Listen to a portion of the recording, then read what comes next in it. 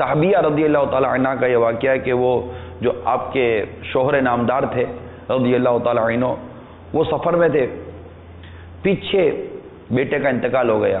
جب بیٹے کا انتقال ہو گیا تو وہ سفر سے جب واپس آئے تو واپس آنے کے بعد اب آپ دیکھیے عورت میں تحمل مزاجی اور اس میں ٹھہراؤ، یہ ایک کمال کی بات ہوتی ہے نا۔ یہ تو بہت واویلا کرتی ہے، چیخو پکار کرتی ہے، بہت جلد باز ہوتی ہے، مرد کے مقابلے میں عورت زیادہ جلد باز ہوتی ہے۔ تو انہوں نے مطلب تھوڑا سا وہ جیسے ہی وہ گھر تشریف لائے تو تشریف لانے کا وہ سفر سے آئے، بیٹے کا انتقال ہو گیا ہے۔ اب بتائیے ماں کا کیا حال ہوگا؟ لیکن ماں تو ماں تھی نا، صحابیہ تھی رضی اللہ تعالی عنہ۔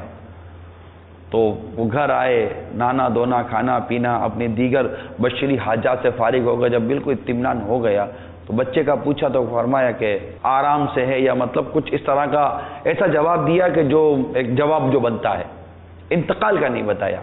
پھر ذہن بنایا کہ اگر پڑوسی ہم کو کوئی شے دے اور ہم مطلب وہ مانگے اور اس کی چیز تھی ہم وہ واپس لے، اور نہ دینے والا مطلب وہ جو اس نے لی تھی وہ تھوڑا واویلا کرے تو کیا ہونا چاہیے؟ تو وہ کہہ رہے تھے اس کی چیز تھی، اس کو واپس لینے کا حق ہے، وہ لے لی۔ اس طرح وہ ذہن بنا رہی ہیں۔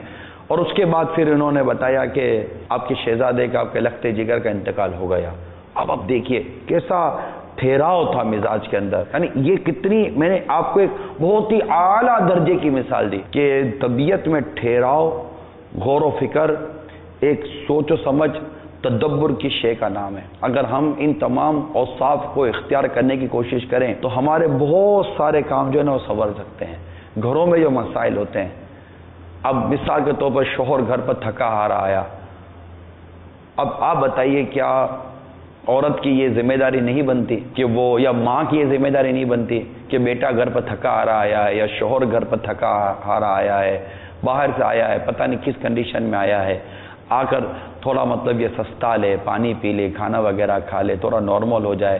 پھر اگر دیکھے کہ موقع محل ہے، ہو سکتا ہے روزگار کی تکلیف، ادھر سے کچھ سنا کر آیا ہو، سیٹ نے کچھ 10 باتیں سنا دی ہوں، دھوپ گرمی، تو اب بولا بولی کر دیں گے، آتے ہی چڑھائی کر دیں گے تو پھر معاملہ خراب ہوتا ہے۔